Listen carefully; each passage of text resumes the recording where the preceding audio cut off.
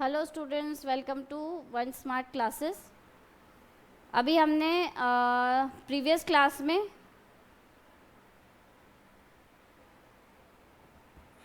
Maslow की need theory पढ़ी थी और उसके बाद हमको आज देखना है हर्ट्ज़बर्ग मॉडल। ठीक है, हर्ट्ज़बर्ग मॉडल के अंदर हमको क्या देखना है कि जो उन्होंने प्रोफेसर हर्ट्ज़बर्ग में किस तरह की थ्योरीज दी थी।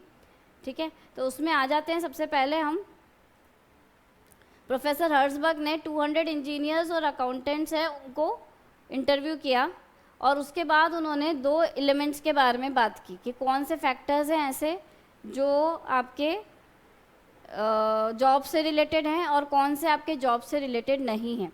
तो उन्होंने दो फैक्टर्स के बारे में बात किया। पहला है मेंटेनेंस फैक्टर्स। मेंटेनेंस फैक्टर्स को ही हाइजीन फैक्टर्स कहते हैं। ठीक है, मेंटेनेंस फैक्टर्स को ही हाइजीन फैक्टर्स कहते हैं और हाइजीन फैक्टर्स में क्या क्या आ जाएगा? कंपनी की पॉलिसी, एडमिनिस्ट्रेशन, टेक्निकल सुपरविजन, ये सब चीज़ें आ जाएंगी जो कि क्या होती हैं, ये ऐसे फैक्टर्स हैं जो आपके जॉब से रिलेटेड हैं पर इनडायरेक्टली रूप से। ठीक है, डायरेक्टली नहीं, इनडायरेक्टली उन चीज़ों को कैटर करते हैं उस एनवायरनमेंट में जहाँ पर कि आप जॉब परफॉर्म कर रहे हो, उससे रिलेटेड है। ठीक है, कंपनी की पॉलिसी क्या है, टेक्निकल सुपरविजन, लोगों के साथ, आपके पीयर्स या कलीग्स के साथ आपका कैसा रिलेशनशिप है, सुपरवाइजर्स के साथ कैसा रिलेशनशिप है, सब ऑर्डिनेट्स के साथ कैसा रिलेशनशिप है। तो ये सब आप देखोगे तब आपको मालूम पड़ेगा। तो ये सारे फैक्टर्स जो हैं वैसे तो इनडायरेक्टली रिलेटेड हैं, पर ये सारे फैक्टर्स ऐसे हैं जो आपके जॉब को करने के तरीके को प्रभावित करते हैं।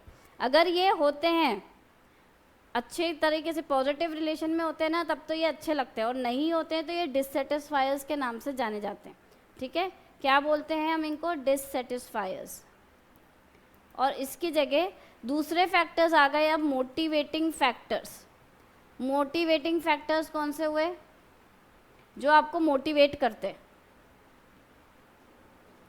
मोटिवेट कैसे करते हैं? ये आपके जॉब से इंट्रिंसिक फैक्टर्स हैं, डायरेक्टली रिलेटेड। ठीक है, ऐसे फैक्टर्स क्या हैं? ये डायरेक्टली रिलेटेड फैक्टर्स हैं जो आपके जो जॉब है उसको और ज़्यादा मज़ेदार बनाते हैं, आपको करने के लिए मोटिवेट करते हैं। जैसे अचीवमेंट है, रिकॉग्निशन है, एप्रिसिएशन है, अपॉर्चुनिटी है, रिस्पॉन्सिबिलिटी है। ये सारे फैक्टर्स ऐसे हैं जो आपको हेल्प करते हैं जॉब अच्छे से करने के लिए। नेक्स्ट आप देखिए, थर्ड हम आते हैं मैकग्रीगर मॉडल पे। ठीक है, मैकग्रीगर मॉडल। तो इन्होंने, मैकग्रीगर ने आपको थ्योरी एक्स और थ्योरी वाई के नाम से ये थ्योरी दी है, theory X and theory Y. इन्होंने बोला कि लोग जो हैं वो दो तरह के हो सकते हैं। थ्योरी एक्स वाले एक कैटेगरी के लोग हैं और थ्योरी वाई वाले हैं। तो एक्स वाले कौन से हैं? थ्योरी एक्स में हम उन लोगों की बात करते हैं जो लेज़ी होते हैं, जो काम करना नहीं चाहते, जो लेज़ी होते हैं। ठीक है, उन लोगों का कोई एम्बिशन नहीं होता, मतलब वो मतलब उनके लिए कोई लक्ष्य नहीं होता। वो, उनको लगता है कि जो जैसा बोलेगा वैसा वो कर लेंगे। तो वैसा इस तरह के जो लोग हैं जो कि मोटिवेट हो ही नहीं सकते, क्योंकि वो सेल्फ मोटिवेटेड नहीं है, उनको रिस्पॉन्सिबिलिटी लेना पसंद नहीं है। वो चाहते हैं कि दूसरे उनको बताएं कि किस तरीके से काम होता है और वो करते रहे। ठीक है, ये ऐसे ह्यूमन बींग्स क्या होते हैं? Inherently self centred, self centred होते हैं।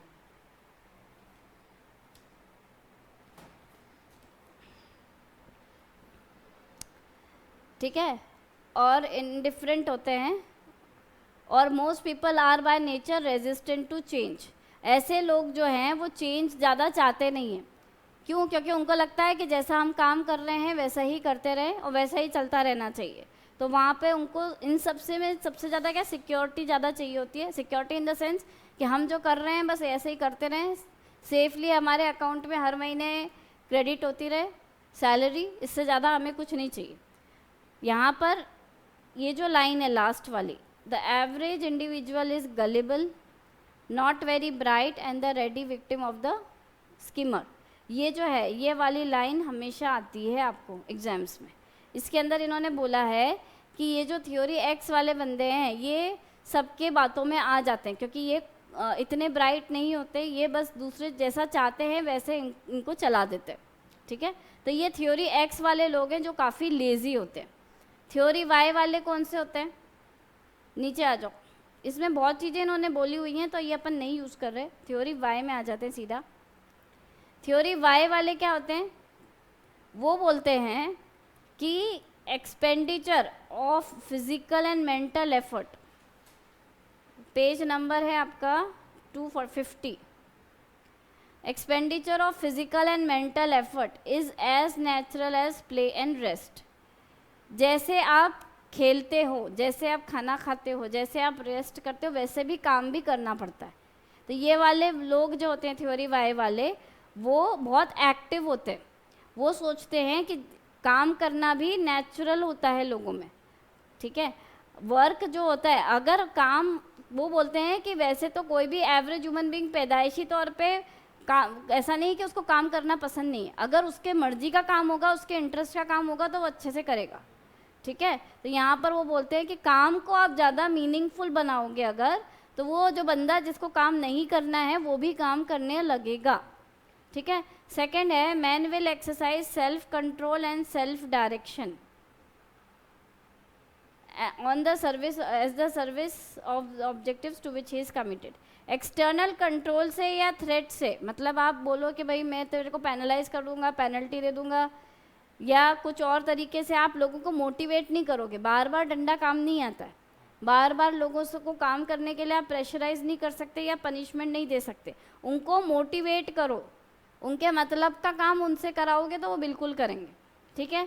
नेक्स्ट है commitment to objectives is a result of rewards associated with their achievement. अगर उन्होंने कोई काम अचीव किया है, कोई काम किया है, उसको आप अगर रिवॉर्ड करोगे ना, तो आपको वो क्या करेंगे, इस रिवॉर्ड के चलते वो आपको उस ऑब्जेक्टिव तक लेके जाएंगे, क्योंकि वो इतना ज़्यादा मोटिवेट हो जाएंगे उस रिवॉर्ड से।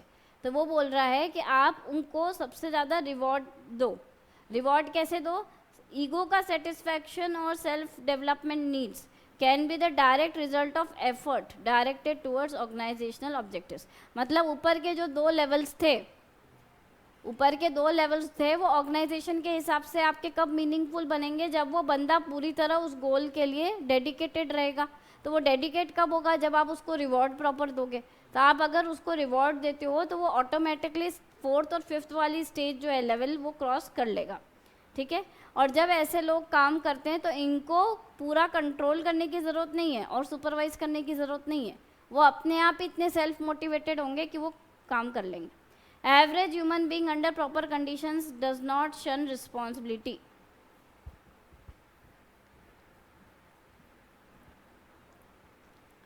एवरेज ह्यूमन बीइंग जो है वो रिस्पॉन्सिबिलिटी, ऐसा नहीं है कि हमेशा त्यागने पे ही बैठा है, वो रिस्पॉन्सिबिलिटी नहीं लेगा, ऐसा नहीं है।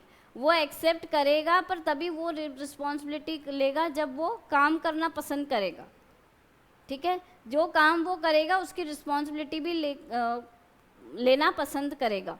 Avoidance of responsibility, lack of ambition are consequences of experience rather than inherent in human nature.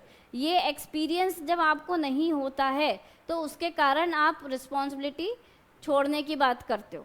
अगर आप इस चीज़ को समझ जाओ कि ह्यूमन नेचर में कोई पैदाइशी ऐसा नहीं होता है कि वो लेज़ी है या काम नहीं करना चाहता। आप उसको उसके मर्जी का काम दोगे तो वो काम भी करेगा, करवाएगा, रिस्पॉन्सिबिलिटी भी लेगा और सारे काम करेगा। The capacity to exercise a relatively high degree of imagination, ingenuity and creativity in the solution not, ठीक है, ये तो रहने दो। ये 7th पॉइंट में क्या बोल रहा है कि मॉडर्न इंडस्ट्रियल लाइफ में उसकी कंडीशंस के हिसाब से बहुत लोगों के अंदर बहुत सारा पोटेंशियल है, पर उन पोटेंशियल को आधा ही यूज़ कर पाते हैं। क्यों कर पाते हैं? क्योंकि उनकी बात सुपीरियर तक नहीं पहुंचती है। सुपीरियर भी अपनी अपनी चलाते हैं थोड़े, हर जगह आप सबऑर्डिनेट्स की तो नहीं सुनोगे। तो यहाँ पर वो लोग आगे बढ़ क्यों नहीं पाते? क्योंकि वो आधे तो उनको दबा दिया जाता है, ठीक है। तो ये थ्योरी एक्स और वाई को अब हम उसका कंपैरिजन पढ़ते हैं। थ्योरी एक्स वाले क्या थे? इनहेरेंट डिसलाइक ऑफ वर्क, पैदाइशी तौर से उनको लगता है कि नहीं हमको काम नहीं करना है। और थ्योरी वाई वाले क्या बोलते हैं? Work is natural like rest and play. ये एम्बिशियस नहीं है, और दूसरों को डायरेक्ट करने के हिसाब से चलते हैं कि दूसरे डायरेक्ट करेंगे उस हिसाब से चलेंगे। ये लोग एम्बिशियस होते हैं और दूसरों का बिहेवियर डायरेक्ट करने की कैपेसिटी रखते हैं। ये रिस्पॉन्सिबिलिटी अवॉइड करते हैं, ये रिस्पॉन्सिबिलिटी लेते हैं। ठीक है। लैक ऑफ क्रिएटिविटी, क्योंकि ये तो खुद क्या इनिशिएटिव लेंगे, यहाँ क्रिएटिविटी कैसे होगी, इनोवेशन कैसे होगा जब वो चाहते हैं कि दूसरे ही काम करें। थ्योरी वाई वाले क्या हैं, बहुत ज़्यादा क्रिएटिव होते हैं, बहुत ज़्यादा एक्टिव होते हैं। फिर क्या है, ये जो थ्योरी एक्स वाले हैं ये सिर्फ दो ही नीड्स को संभाल पाते हैं, फिजियोलॉजिकल और सेफ्टी नीड्स। मतलब अपने लिए रोटी कपड़ा मकान और सेफ्टी इतना ही कर पाते हैं, इससे ज़्यादा वो बढ़ नहीं पाते। पर जबकि जो थ्योरी वाई वाले हैं वो ऊपर तक जाते हैं, सोशल एस्टीम और सेल्फ एक्चुअलाइजेशन तक मीट करते हैं। ठीक है। तो यहाँ पर मेस्लो की थ्योरी के साथ साथ इन सारी थ्योरीज को पढ़ा है इन्होंने। एक्सटर्नल कंट्रोल सबसे ज़्यादा लगता है थ्योरी एक्स में, और सुपरविजन भी करना पड़ता है आपको। ठीक है। यहाँ पर क्या है, सेल्फ डायरेक्शन और सेल्फ कंट्रोल, क्योंकि ये खुद ही मोटिवेटेड रहते हैं इसलिए इनको कुछ नहीं करना पड़ता। यहाँ सेंट्रलाइजेशन है अथॉरिटी का, यहाँ पे डिसेंट्रलाइजेशन है। डिसेंट्रलाइजेशन क्यों है, क्योंकि ये लोग काम अपना खुद ही कर लेते हैं, तो यहाँ पर वो डिसेंट्रलाइजेशन होता है। पार्टिसिपेशन इन लीडरशिप होता है। डेमोक्रेटिक लीडरशिप इनकी स्टाइल होती है। यहाँ पर क्या होगा, ऑटोक्रेटिक लीडरशिप। ऑटोक्रेटिक में हमने क्या पढ़ा था, जैसे कि वो एडोल्फ हिटलर का हमने पढ़ा था ना, कि इस तरह से जो लीडरशिप स्टाइल है वो ऑटोक्रेटिक मतलब क्या, कि वहाँ पर सिर्फ जो सुपीरियर है वो बोलेगा, वही बताएगा, वही कमांड करेगा और आपको ब्लाइंडली फॉलो करना है, वो होता है ऑटोक्रेटिक लीडरशिप। तो यहाँ पर जो थ्योरी एक्स वाले बंदे हैं वो पहले ही लेजी हैं, इनिशिएटिव नहीं लेते, तो वहाँ पे काम करने के लिए ऑटोक्रेटिक लीडरशिप ही ज़रूरी है। ठीक है, ताकि वो बंदे काम कर सकें। तो और यहाँ पर हमने देखा था थ्योरी वाई में कि वो डेमोक्रेटिक लीडरशिप होनी चाहिए। डेमोक्रेटिक मतलब क्या होता है कि हम सबऑर्डिनेट्स के ओपिनियंस भी पूछ रहे हैं, अपना डिसीजन भी दे रहे हैं, तो उनसे पूछ के देंगे। तो यहाँ पर डिसेंट्रलाइजेशन और डेमोक्रेटिक लीडरशिप, क्योंकि यहाँ पर जो है ये कॉम्पिटेंट ज़्यादा हैं सबऑर्डिनेट्स थ्योरी वाई में। ठीक है, जब कॉम्पिटेंट है इसलिए सेल्फ डायरेक्शन है, सेल्फ कंट्रोल है, डिसेंट्रलाइजेशन है, डेमोक्रेटिक लीडरशिप है, ये सब है। यहाँ पर क्या है, पीपल लैक सेल्फ मोटिवेशन, यहाँ पर है पीपल आर सेल्फ मोटिवेटेड। ठीक है।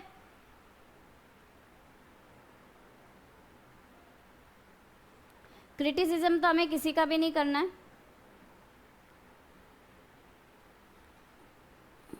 अब इसके बाद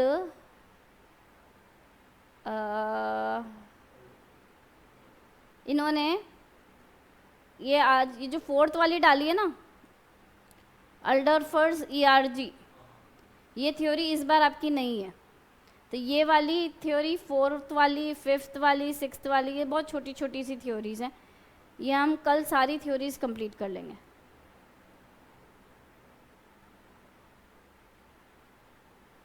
ठीक है, ये न्यूली इंट्रोड्यूस्ड हैं आपके इसमें। हाँ नहीं, पिछले सिलेबस में 3 तक ही थी आपकी, इस सिलेबस में सारी आ गई हैं 7।